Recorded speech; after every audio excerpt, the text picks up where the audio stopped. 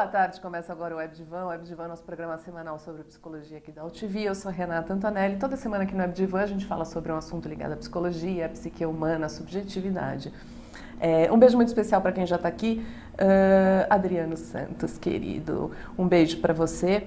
Queria mandar um beijo muito especial também para a Adriana Mello, que falou o seguinte: boa tarde, meu nome é Adriana Mello e sou estudante do curso de psicologia do 4º período e adoro as entrevistas. São bem esclarecedoras, os convidados nem se fala, estão todos de parabéns. Mande um abraço para minha amiga Nayara Borja, um beijo, Nayara, um abraço para você, que está assistindo nesse momento o programa. Somos do Rio Grande do Norte, sucesso. Nayara e Adriana, um beijo enorme para vocês, muito obrigada pela participação e vocês podem sugerir tema, manda pelo Face, tema que vocês gostariam de ver aqui no programa, que aí eu faço uma entrevista para vocês, coisas que vocês estejam estudando, estejam a fim de assistir aqui no WebDivan, tá bom? Adri, beijo para você que está aqui. Bom, enfim, hoje o tema é pesado, mas nossa entrevistada é ótima, é leve, então vamos tornar esse tema mais leve, mas temos que falar sobre tudo, né? Sim. Sem tabus. Hoje eu tô aqui com a psicóloga Lélia Faleiros. Boa tarde, Lélia. Você sabe que eu treinei para falar teu nome, né? No carro vim treinando. Lélia Faleiros. Lélia, é muito Lélia juntos, né, Lélia? É difícil para fala se a gente não treina. Sim. Aliás, eu brinco que, na verdade, eu fui buscar psicologia por causa de trauma com o meu nome. Sério? Por quê? Porque é um nome diferente, né? Então se fala Leila, Lélia, Hélia, Amélia, menos Lélia. Eu não errei, né? Não. Por isso que é bom treinar, né? Repetição é ótimo. Sim, é bom treinar. Com certeza. A Lélia é especialista em luto, né? Em tratamento de luto. E hoje a gente vai falar sobre luto na nossa sequência. A gente, a semana passada, falou sobre suicídio e essa semana vamos falar sobre luto. Até brinquei que esse é um tema pouco falado. Sim. A gente evita falar sobre o luto, sim, né? Todos passamos por isso, pelo menos em algum momento da vida, ou vários momentos da vida, principalmente quando a gente vai envelhecendo, né? Quantos sim, lutos a gente vai passando. Luto num sentido geral é perda, né? Falar sim, de perda. Mas também o luto da grande perda, que é a morte, é algo que precisa ser trabalhado, né, Lélia? Sim.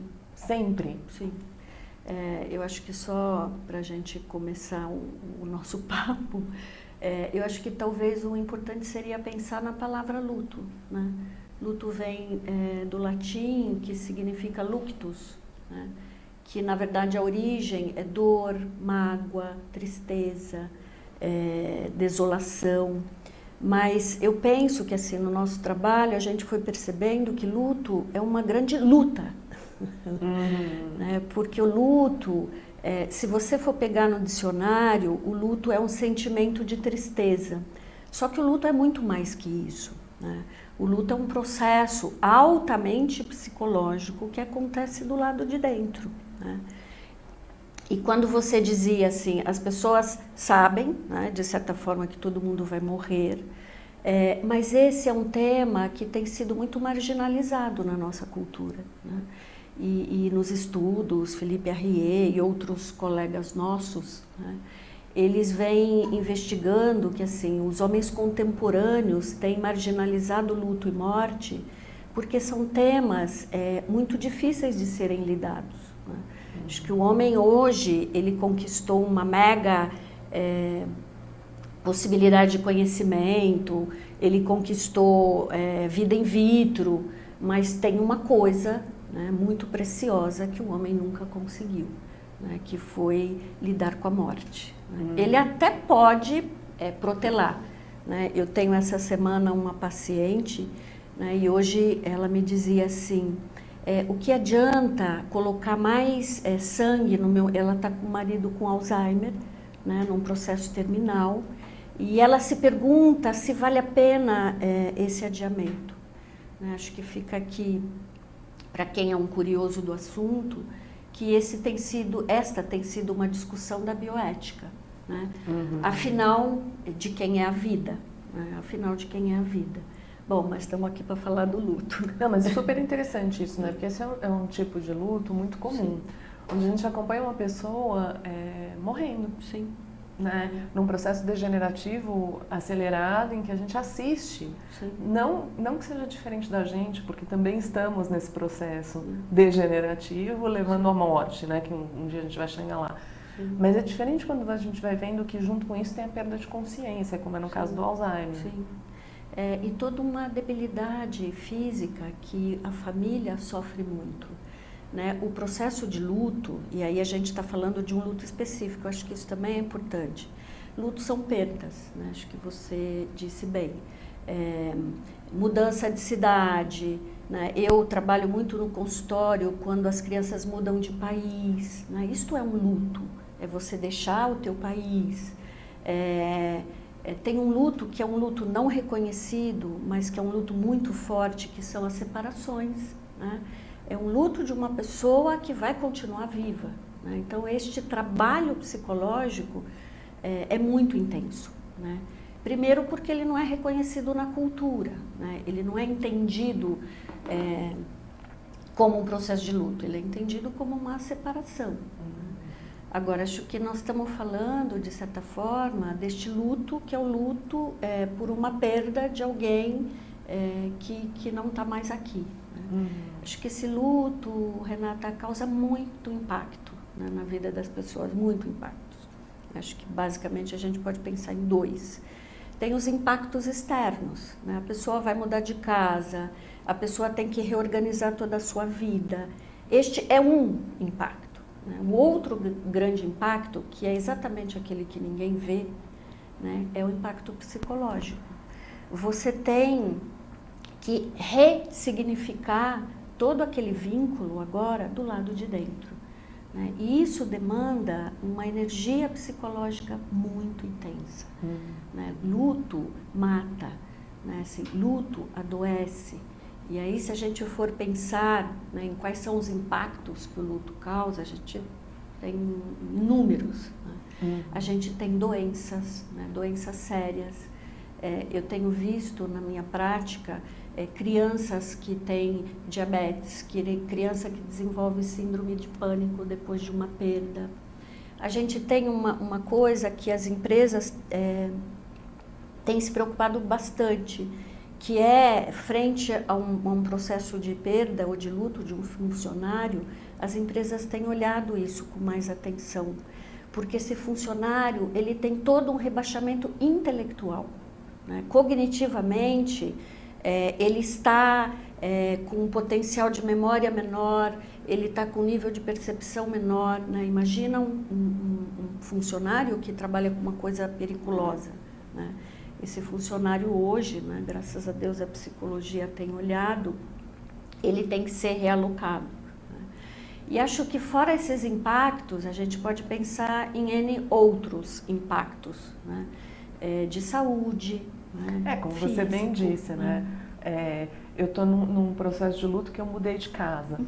Sim, e você está em luto. Eu estou em luto. É claro que eu estou em luto, Sim. né? Então, Sim. no começo, como lógico, né? Casa de Espeto Ferreira de Pau, Sim. eu achei que nada estava acontecendo. E falei, não, tá tudo bem, estamos aí tocando. E não que seja por algo pior, né? Quando é por algo pior, a gente... Mas não, sabe? Tudo tranquilo. E eu estava sentindo, estava até me saindo bem na coisa. E agora que já mudei, já faz 2 semanas, eu comecei a ter sintomas de gastrite. Tá. Foi quando eu falei, meu corpo está me dizendo alguma coisa aqui, né? Está me dizendo que eu tô tensa com essa mudança. E é claro, né? Tem algum resíduo que tem resíduo. Que está no seu corpo. É muito importante isso que você está falando, assim. Quando a gente acompanha uma família, e o nosso trabalho é um pouco sistêmica, é muito importante a gente entender que em cada morte, né, a gente tem disparado pelo menos 4 processos de lutos. Né? Eu não sei quem mudou com você, mas não é só você que está de luto. Né? Todas as pessoas, né, que moravam na casa anterior estão em processo de luto. Mas tem algo que é muito pontual. O luto é um processo altamente individual, de um tempo idiosincraticamente particular. Né? Então, por exemplo, se você está em luto e aí você sente um sinal que é a gastrite, pode ser que uma outra pessoa da sua casa esteja expressando de um outro jeito. Né? O que isso significa para quem trabalha com luto? Né? As famílias sofrem muito e ainda sofrem porque cada um com a sua crença do que é luto espera que o outro que esteja ali viva exatamente como ele, né? Acho que um exemplo, eu acho que ajuda, né? E aí é óbvio que eu pego meus exemplos de clínica, né? Uma criança perdeu o irmão, né? E ela me dizia, minha mãe não gostava do meu irmão, né? E eu perguntava, mas por quê? Porque minha mãe não chora, né? A gente sabe que na nossa cultura o choro é um canal de expressão, né? Acompanhando aquela família, eu sabia que esta mãe sofria muito, mas, vírgula, ela tentava não passar para o filho o que ela sentia, né? Como o filho tinha como tradução de que tristeza é choro, ele esperava que a mãe chorasse. Né? Então, acho que isso é muito importante, porque você perdeu alguém que você tinha um vínculo, você está em processo de luto. Agora, como é que você externaliza isso? Eu acho que é muito particular. Por isso, hoje, eu acho que a psicologia vem tentando entender e cada vez mais vendo que assim, o mundo moderno tem tirado, né, ou tem bloqueado o processo de luto. As pessoas não vão mais no cemitério, né, e as pessoas depois da missa de sétimo dia tendem a achar que estão organizadas, né, como você, mudou, agora estou de casa nova, ok, né. Só que infelizmente, né, nós somos um mecanismo, né? Acho que corpo e mente estão em constante harmonia, né? Não dá para você pensar que a energia psicológica que você está gastando para um processo de tristeza, de depressão, não vá sintomaticamente interferir no seu funcionamento físico. Claro. Né? Isto é inevitável. Mas as pessoas não tendem a fazer essa tradução, né? E acham que é uma outra coisa. Então dizem assim, olha, além de eu perder a minha mãe, né, eu adoeci, né? E eu gosto de dizer, não, a regra é outra. Você adoeceu porque você perdeu a sua mãe, né? O seu corpo está dizendo que o teu funcionamento psicológico está gastando uma energia infinita, né, para o processo de luto. Tem uma coisa na nossa área que tem sido muito discutida também, que é a farmacologia no processo de luto. Eu ia te perguntar exatamente isso, porque assim, é tão negado o processo de luto, como se a gente não pudesse sofrer, né, em todos os sentidos, não só no luto, mas uma cultura contra o sofrimento. Por quê? Porque, obviamente, sofrer faz com que altere o nosso ritmo de trabalho, o nosso ritmo de vida. E é como se a gente não quisesse mudar nada, né, no time que está ganhando. Se eu estou conseguindo trabalhar, estou conseguindo cuidar de mim, então eu não posso mudar nada disso porque eu estou enlutada. E aí entra um pouco dos fármacos, né? Eu até ouvi de um médico dizendo, mas você está sofrendo muito, toma alguma coisa, porque você passa por esse período sem sofrimento. Não passa sem sofrimento. O sofrimento ele é importante. Luto é dor, né? Assim, luto é tristeza. Então, o que a gente vem percebendo, eu acho que isso é uma discussão bastante importante, o mundo contemporâneo não suporta a dor, né? A gente está num hedonismo, né? As coisas têm que ser prazerosas, a gente não pode dizer não, e a gente tem que perder um ente querido que você ama e, né, achar que tudo tá bom. Até na perda de um ente, né, Lélia, assim, até as pessoas aceitam um pouco mais. Mas, por exemplo, numa separação, é aquela coisa, não, você tem que melhorar, não, você tem que ficar bem, imagina, não fica assim. Imagina, não fica assim. E o que a gente vem pegando no consultório, via de regra, são pessoas que são muito rapidamente medicadas pelos próprios familiares, né? Que falam, mamãe não precisa sofrer, então vamos dar lá algum antidepressivo. É importante que se saiba que o próprio processo de luto dispara uma depressão, né? Em 1917, Freud escreve o seu célebre texto Luto e Melancolia, né? E o Freud é o primeiro grande teórico da nossa área que diz que o luto é um trabalho, né? Luto é um trabalho, por isso que eu comecei dizendo que assim, luto é uma luta, né? E se é um trabalho, ele é depressor, sob o ponto de vista psicológico. Então, a depressão é absolutamente esperada, né? O que não é esperado é você passar por um processo de desvinculamento e não sentir nada, né? E, óbvio, a medicação é importante, sim, senão ela não estaria aí.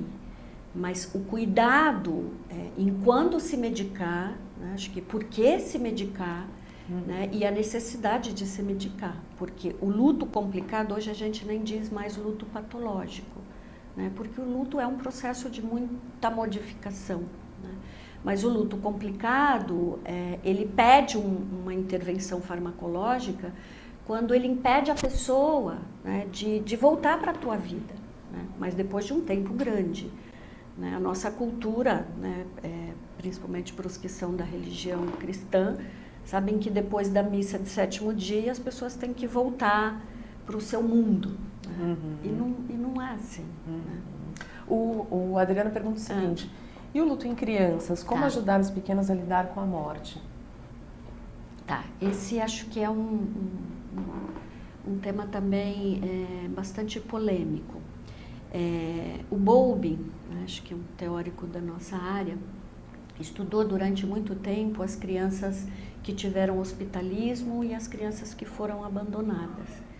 Então ele diz que desde os 4 meses, né, qualquer criança retirada de um vínculo, ela está em processo de luto, né? O que eu vejo a nossa cultura fazendo, né? Se a gente vive sob a égide do hedonismo, a gente não quer que nossas crianças sofram. Então, o que a gente faz? A gente retira a criança da cerimônia. Né? O que eu estou dizendo cerimônia? Como eu disse para você, a gente tem um trabalho também em cemitérios, em segmentos de pessoas que trabalham com pós-morte. E é muito difícil você ver num sepultamento uma criança, porque a família acha que criança não sente. Né? A psicologia diz, afirma e mostra que criança, como os adultos, vivem um processo de luto, de formas diferentes. Né? Uma criança de 5 anos, né, ela está no egocentrismo, enfim, ela não sabe o que é para sempre, né? Mas ela sabe que depois de 1 mês ou 2, o vovô não vai aparecer, né? A mamãe foi viajar e não volta, né? E aí o cuidado dos adultos que tentam mascarar esta dor que deve ser compartilhada com as crianças. Eu gosto muito de dizer que assim, quando uma criança está entrando e você está falando de alguém falecido, os adultos rapidamente mudam de assunto. E a criança é muito hábil, ela percebe, né? E aí ela começa a lidar com as perdas de um jeito também muito artificial. Né? Já visto hoje, né, se um filho, um sobrinho teu perde um bichinho, você corre no pet shop, né, e troca. Né? Só que se vovó ou alguém que você ama muito morre, você não tem como trocar. Né? E você faz de conta, né, que não aconteceu nada. Isto tem um efeito. Se nós que vamos no cemitério, que choramos, que sepultamos, a gente tem, né, no processo de luto um primeiro momento que é um entorpecimento. Né? Assim, a gente fala, não foi comigo, né, não aconteceu, eu acho que eu estou sonhando. Imagine uma criança que não viu, que disseram, né, e aí eu gosto muito de usar, que acho que é um recurso que os adultos têm, mas é um recurso muitas vezes muito perigoso. Né? Ele não é completamente saudável do ponto de vista psicológico, que é você dizer para a criança, o vovô virou estrelinha, né? O papai foi para o céu. Né? Isto fica muito simbólico para a criança. Né? E a criança, né? Eu tenho uma criança que eu atendi e ela me diz assim, eu tenho muita raiva do papai do céu. Né? E eu digo para ela, mas por quê? Né? O que acontece? Porque a minha mãe disse que o papai do céu é bom, mas ele levou o meu irmão. Quer dizer, do ponto de vista daquela cena, daquela subjetividade, tem algo errado? Não. Né? Mas não faz sentido para a criança, né? Uma coisa que eu sempre conto aqui no WebGivan, quando a gente fala do tema, é que a minha mãe, depois, quando eu tinha 3 anos de idade, ela teve uma gravidez e o bebê morreu no parto. Só que, por uma criança de 3 anos, você passa quase um ano da tua vida, 9 meses, vendo aquela barriga crescer. O teu irmãozinho, o teu irmãozinho, o teu irmãozinho. E sabiamente, né, ou porque também foram criados assim, os meus pais, principalmente meu pai, me levava ao cemitério. Era um passeio. Então, aqui está a vovó, aqui está a bisa, entrava, né? Muitas vezes as caixas que já estavam para ser exumadas, ele me mostrava o osso, olha, o filme da vovó, olha, esse ossinho, olha como a cabeça da vovó, da bisa era diferente da do biso, era maior o do biso, os homens têm um crânio às vezes maior, e explicava, e aqui está o seu irmãozinho, nessa caixinha, ele não está com a gente, ele está nessa caixinha. E aquilo foi ficando cada vez mais claro para mim. Familiar. Né? Mais familiar. Então eu sabia que ele não estava com a gente porque ele estava naquela caixinha, naquele lugar. Né? Parece tétrico de falar na cultura de hoje, mas graças aos meus pais e essa relação, principalmente ao meu pai, essa relação que ele tem com a morte, isso me ajudou a ter uma muito melhor relação com a morte e com perdas. Não que, foi o que eu te falei no começo do programa, não que isso não vá me afetar, não que um luto não vá me afetar sintomaticamente até, porque eu tenho consciência disso. Não, vai me afetar. Mas lidar com a morte em si ficou muito diferente. Vou até aproveitar e mandar, né? Pai, um beijo para você, obrigada. Né? Um beijo para o Djair, que sempre assiste o programa. Um beijo para vocês dois. Como é que ele chama? Renê. Renê, pedagogicamente você foi perfeito. Porque a ideia, Renata, não é você escancarar a dor, mas a criança precisa entender. E é muito engraçado, porque desde pequena, né, a gente, desde que somos pequenos, a gente vai ouvindo, né, o fim da vida é a morte. Mas nós insistimos em tirar a morte do nosso cotidiano. Isso que você está dizendo é bem pontual. Assim, às vezes eu vou nas escolas e falo assim, olha, eu fico me perguntando, né, se o que nós temos que fazer para as nossas crianças é dar cultura, né, a morte está dentro da nossa cultura. Se a escola é um lugar de vida e formação, a morte está dentro desse contexto. Né? E aí eu lanço a pergunta para os professores. Né? É engraçado, a gente vai no Ibirapuera, a gente leva as crianças, né, no carroção, né, sei lá, em algum outro lugar, mas dificilmente a gente leva uma criança num cemitério. Né? Por quê? Eu acho que a pergunta do porquê está atrás da resposta de que é porque nós, né, homens contemporâneos, queremos alijar a morte, porque a morte é, na verdade, a tradução mais direta da nossa impotência. Então, se eu não sei lidar, se eu não consigo dominá-la, então eu tiro ela. Tem, inclusive, o histórico dos cemitérios parques, né, que, óbvio, tem toda essa coisa ambiental, né, mas o Philippe Arrier, que é um autor da nossa área, fala que muito do afastamento dos cemitérios, psicologicamente, tem a ver com o afastamento da morte. Se eu tiro a morte da cidade, se eu tiro a morte do meu entorno, né, é como se eu estivesse escondendo a morte. Né? E é um pouco isso que eu acho que a gente faz com as crianças. E acho que, respondendo à pergunta, é você ter um pouco de intuitividade e lembrar que esta criança viveu uma história com essa pessoa. Esta criança tem o direito de se despedir. Óbvio, você não vai pegar a criança, levar e falar assim, olha, vovô morreu. Não é assim, né? O que a gente tem feito e orientado muito é dar para as crianças como seu pai fez. Né? Acho que é a lição perfeita. Né? Olha, um cemitério é um lugar onde as pessoas estão, as pessoas quando morrem, né, elas têm um outro corpo, elas ficam de um outro jeito. E aí você vai dando dados de real. Né? E é isso que você falou. Não é que quando a morte bater na tua porta, né, porque ela vai bater, se já não bateu. Tomara, né? Porque isso quer dizer que eu estou viva. Você não vai se impactar. Né? Assim, todos nós. Né? E a gente escreveu um texto recentemente, A Morte para quem lida com a morte. Né? A gente escuta muito os sepultadores e mesmo nós que somos especialistas, não é que nós estamos isentos. Né? Quando a gente faz grupos de mães, né, que estão em luto, e às vezes a gente se emociona, né? As mães depois falam, nossa, mas você chorou? Né? Sim, eu também tenho filhos, né? Eu também vivo esse processo. Eu acho que o estudo do luto vem dando para a gente alguns sinais bons de como dar conta desse processo de um jeito mais natural, né? Sofrido ele vai ser sempre, não tem jeito, morte é tristeza, né? Morte é raiva, as pessoas têm muita raiva, né? Morte é culpa, né? Eu gosto muito de dizer que além de todos os processos que a gente vive, a gente ainda vive uma doença que é a doença do si.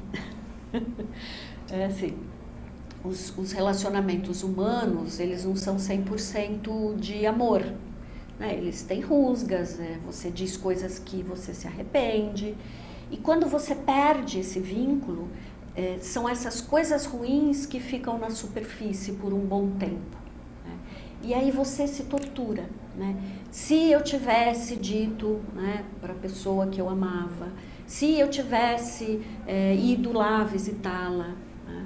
São situações de muita culpa, né, que é natural, né?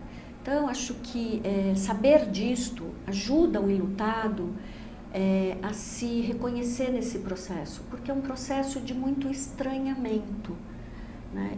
Isso está um pouco na teoria, mas eu vejo nos meus pacientes, a pessoa diz assim, eu estou estranho, né? E eu gosto de dizer sim, né? Você não é mais a mesma pessoa, né? Quando você casa, você vira uma mulher casada, né? Quando você forma, você vira uma profissional, né? Quando você perde alguém, você também tem uma outra identidade.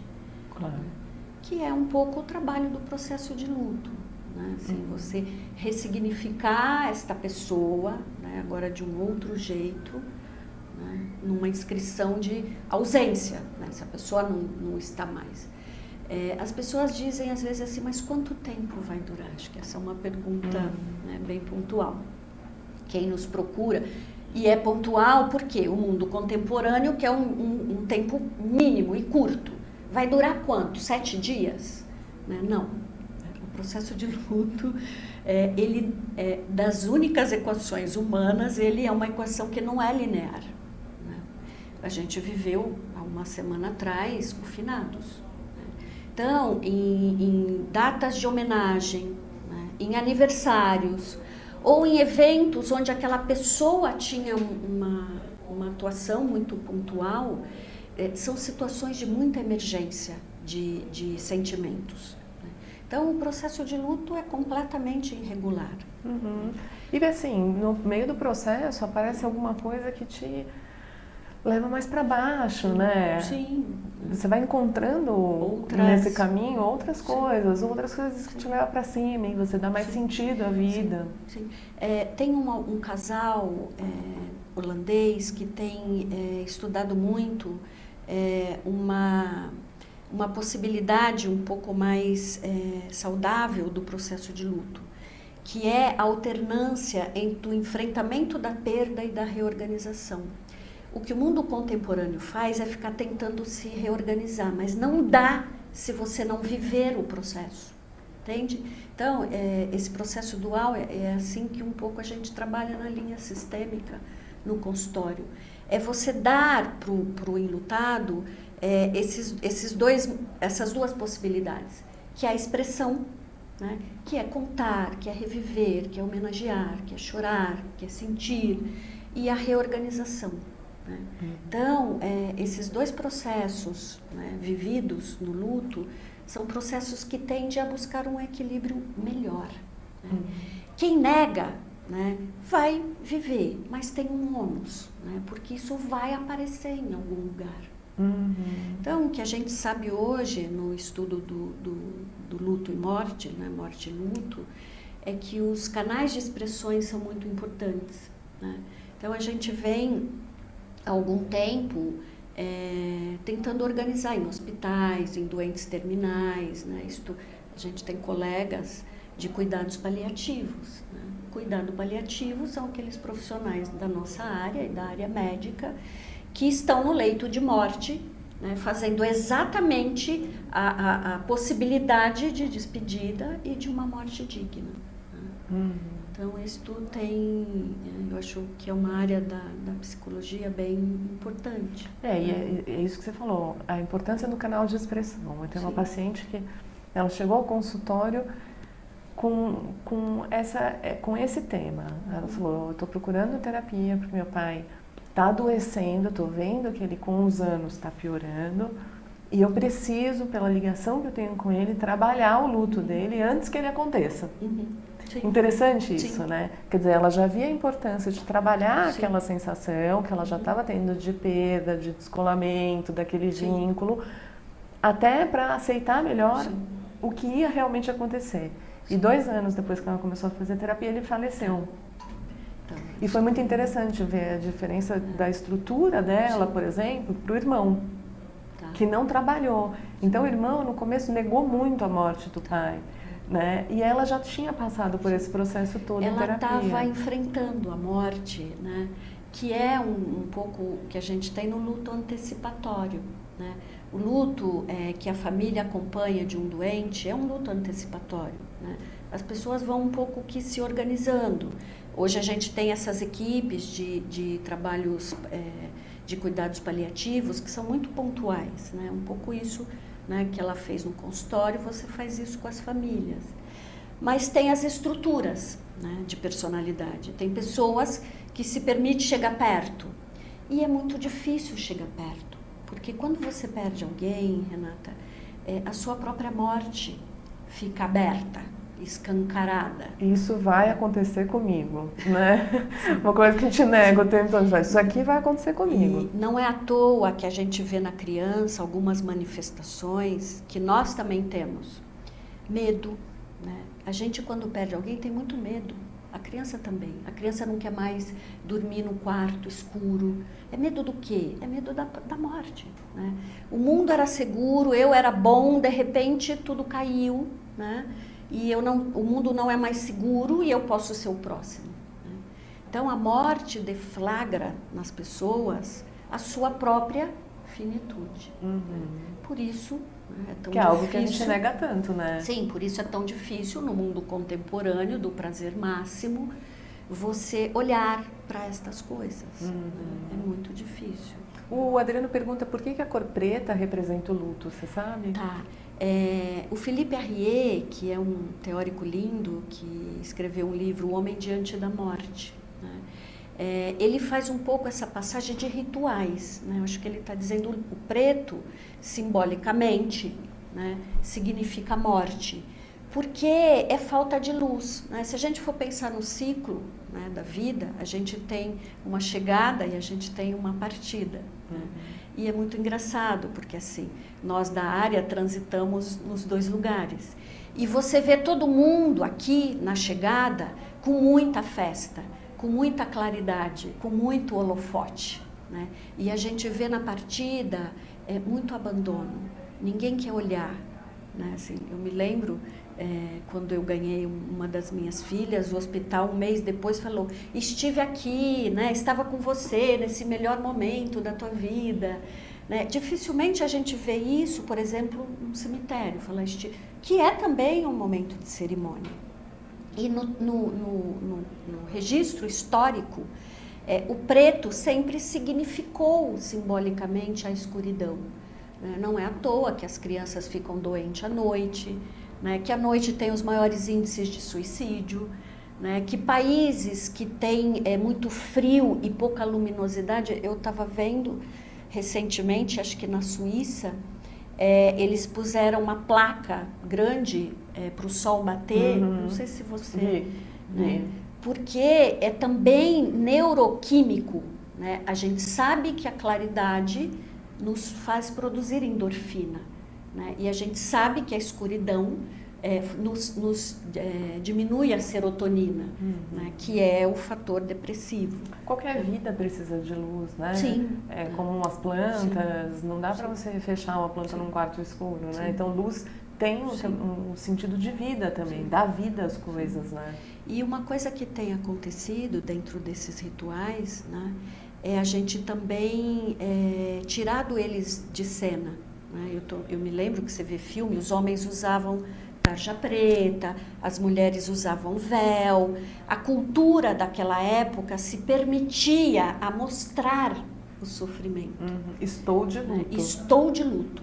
Né? As mulheres ficavam, acho que um mês, né? Aí depende de cada cultura, porque o luto também ele é cultural. Né?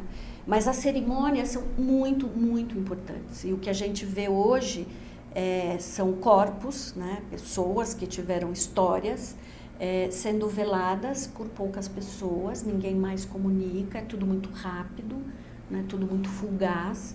É sabido que as pessoas dificilmente morrem em casa, né? E aí entra, de certa forma, o próprio setor funerário que compra essa demanda, né? Porque ninguém mais cuida dos seus mortos. Né? É interessante os mortos, que, né, que tem até um programa sobre isso, né, na Rede Globo, o Pé na Cova. Sim. É interessante, Sim. né, do Miguel Sim. Falabella, que é para falar sobre isso e de uma forma, né, com uma sátira, uma forma interessante. Sim. Lógico, ele não está trabalhando ali luto, mas já é algo na TV que mostra uma funerária. Né? Pessoas que lidam com a morte. Tem um seriado americano que chama Sete Palmos. É um seriado bem bacana, a gente até usa alguns recortes, porque é uma família, né, que tem uma funerária que é dentro da sua própria casa. Então, o que a gente vê muito é o quanto o luto impacta, né, é sabido, né, que o luto impacta tanto do ponto de vista físico quanto psicológico. Né? E quem faz de conta que não vê, provavelmente vai pagar um preço por isso, em alguma situação. Uma vez eu ouvi de um médico legista, ele falando assim, isso já é algo tão corriqueiro para mim que eu não sinto o impacto da morte, né? É algo que eu trabalho com ela. Porém, quando chega alguém para eu fazer o laudo, alguém que tem características muito parecidas com a minha, me impacta demais. Sim. Às vezes a gente até troca de profissional quando isso acontece. Sim. É super interessante. Né? E isso também acontece, né, para os bastidores. Né? Via de regra, quando você se você perguntar a um sepultador, né, qual é o pior sepultamento que ele faz, ele vai te dizer criança.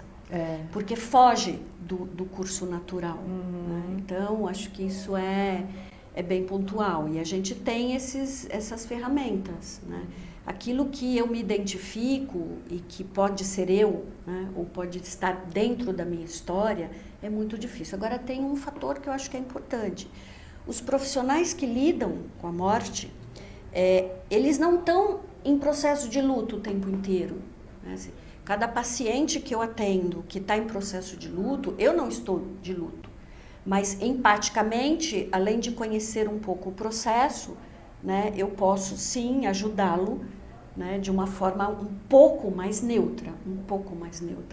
Eu não acredito na neutralidade total da ciência e do olhar.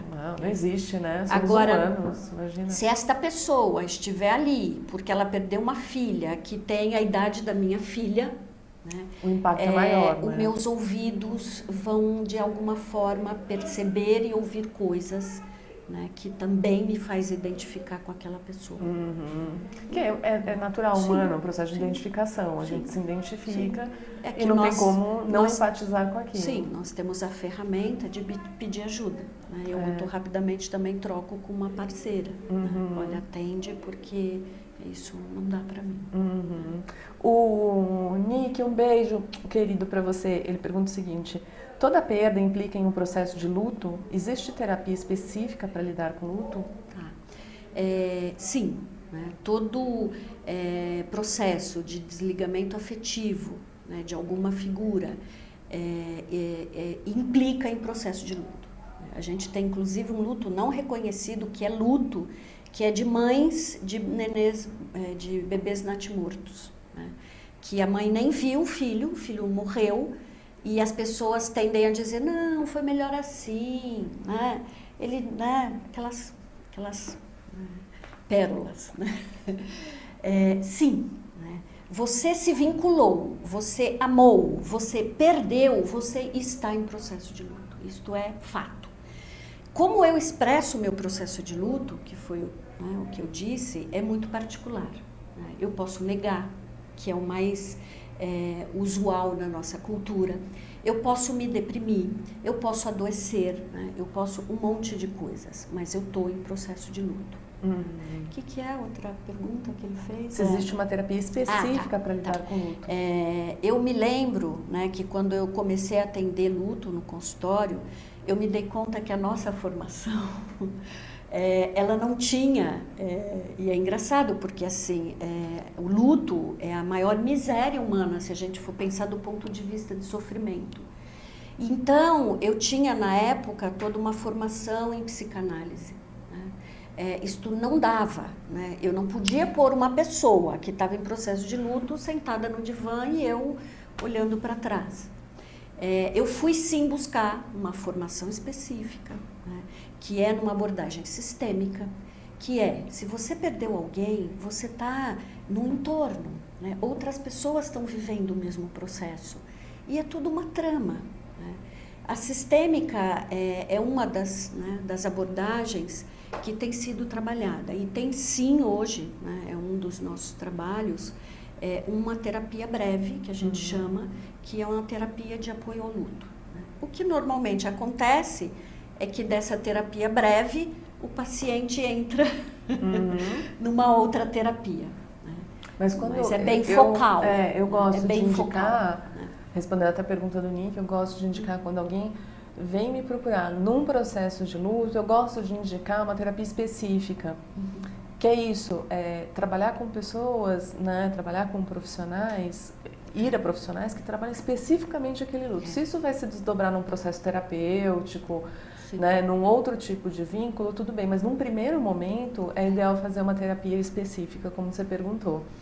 O Adriano Santos pergunta o seguinte: ter uma religião ajuda a superar a morte? Excelente pergunta, Adri, porque né, é uma pergunta que sempre aparece na... Sim, eu acho que é muito importante. Assim, obviamente eu estou falando do ponto de vista da ciência, da psicologia, mas a gente sabe que toda crença, né, seja ela qual for, né, qual religião for, ela está a serviço daqueles milhões de perguntas que a gente se faz no processo de luto.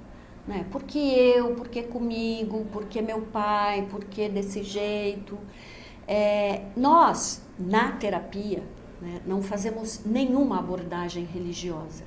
Mas, né, se você me disser da sua crença religiosa, eu vou olhar o seu processo de luto dentro daquele contexto. Né?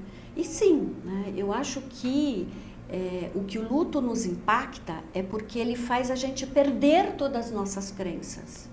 Né? Se eu tenho uma crença, ainda que ela seja religiosa, né, ela é um suporte de âncora. Né? Assim, porque a religião explica melhor, aspas, a morte do que a ciência. Sim. Então, você entender a morte através de uma religião vai te ajudar mais do que você entender que, o corpo parou de funcionar, isso é a morte. Sim. Né? E aí eu penso que cada religião tem a sua explicação. Né? E se eu estou na religião ABCD, é essa explicação que eu vou buscar.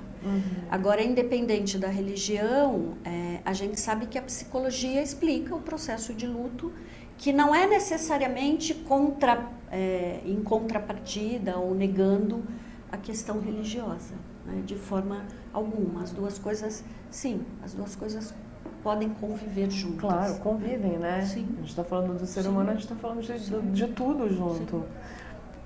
Todo mundo me pergunta também, porque, né, eu acho que tem uma psicologia aí em todo mundo, né, já se escutou falar sobre isso, se existem etapas no processo de luto. Então, por exemplo, né, você fala da negação, essa é uma primeira etapa, a gente negar aquele acontecimento. E depois? Então, tem uma autora, Kubler-Ross, que é uma grande autora da questão de luto e morte, o Collins, né? Collins Park. A gente tem boas pessoas no Brasil, né, que descreveram as etapas. Isso tem sido discutido, porque assim, o ser humano não passa por cada etapa nessa sequência, né? Por exemplo, eu posso negar primeiro e depois entrar em desespero. Eu posso entrar em desespero e depois negar, né? A gente sabe que sim, tem um certo compasso, né? O primeiro é o entorpecimento, né? Não foi comigo, não aconteceu, né? Eu não vi, eu vou acordar, né? Esse é o primeiro impacto, né? Depois dele, a gente tem o desespero, né? Porque comigo, de novo, né? O que eu faço? Esse é um momento muito difícil, porque a pessoa fica muito fragilizada, né? Eu diria que esse é um momento até muito eticamente perigoso, porque a pessoa está tão fragilizada que ela é capaz de qualquer coisa, né? Assim, ela está nas mãos de quem está conduzindo, né? A gente sabe que o processo de luto, via de regra, a pessoa se desorganiza tanto que tem alguém que está organizando, né? E depois a gente tem, né, a raiva, né? Luto é muita raiva. Né? Raiva de mim, raiva do outro, raiva do céu, raiva das pessoas que estão rindo, raiva, né? Culpa, né? Muita culpa e negação, né? E eu diria que talvez o estágio, né, mais próximo daquilo que a gente espera no processo de luto é a reorganização, né? É eu começar então a me vincular, né? A olhar para pequenas coisas, né? Eu gosto de dizer que mãe, quando perde um filho, ele mata os vivos e dá vida para o que morreu, por um bom tempo, né? Eu, quando atendo os filhos, é muito claro essa questão, né? A minha mãe só pensa no meu irmão que morreu, né? Então, é uma cena muito ao avesso, né? Como se essa mãe precisasse ressuscitar aquele filho, né? E aí quando ela faz isso, ela mata os que estão vivos.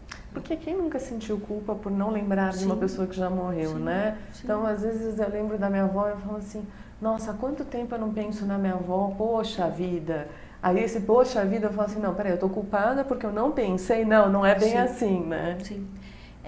E é uma coisa que acontece, Renata, com os pertences, né? Não sei se tem alguma pergunta, mas assim, a gente ouve muito o desespero das famílias com o que fazer com as coisas, né? E tanto tirar as coisas da casa como deixar as coisas na casa tem a mesma função psicológica, que é um pouco de alívio. Quem tira acha que está traindo, né? Sim, óbvio, é irracional, né? Mas o nosso processo psicológico é inconsciente muitas vezes. Então, tem pessoas que falam, não quero tirar nada porque se eu tirar é como se eu estivesse tirando ele de casa, né? Outras pessoas não, né? Outras pessoas conseguem se desfazer. Tem pessoas que acham que ver foto produz muita angústia, então eu não vou ver fotos, né? Outras pessoas não, né? Acham que ver fotos, né? Ou pensar ou não pensar, né? O fato de você não pensar não quer dizer que você não amou a sua avó, claro, que você não vinculou, que você não lembra dela, que seu amor não está aí, né, guardado numa caixinha. É uma culpa mais pro racional, porque internamente se a gente para pensar, a gente sabe, não é isso. Mas vem aquele clique da culpa e fala assim, poxa, quanto tempo você não pensa, né? Como se fosse uma traição. Como se fosse uma traição. Para você ver a engrenagem, a rede, né, dos pensamentos humanos. Né? Vamos finalizar o programa, então, se pudesse dizer para os internautas como cuidar dos seus lutos, o que você diria? É bem difícil a pergunta. É muito difícil. Tem uma fala que acho que é de um autor desconhecido, que ele diz assim, que eu acho que é uma coisa que eu gosto muito de falar para os grupos, né? Que quem ama morre feliz, se aqueles a quem amam continuam a viver. Assim, que lindo. Acho que essa é um pouco a nossa tarefa. Estou falando também como uma pessoa que viveu 2 processos de luto, né? Não foi porque eu conheço, não vivi, não vivo, mas é tarefa de quem fica continuar. Você não pode negar a dor, mas você não pode negar a vida, né? Acho que é mais ou menos isso. Tá? Lélia, me fala uma coisa, quem quiser saber mais sobre luto, entrar em contato com você, você tem o site do consultório para me dar para pôr aqui no chat para os internautas? É o Centro Maiêutica, né, que é um centro que é especializado no atendimento. É www.centromaieutica.com.br. Vou pôr aqui no chat para vocês, www.centromaieutica.com.br. Lélia, muito obrigada pela sua participação no programa. Gostei muito de tê-la aqui no Web Divan. Espero que você volte muitas vezes. Obrigada. Obrigada. Muito obrigada a vocês que assistiram o Web Divan. O Web Divan volta sexta-feira que vem, às 16 horas. Beijos.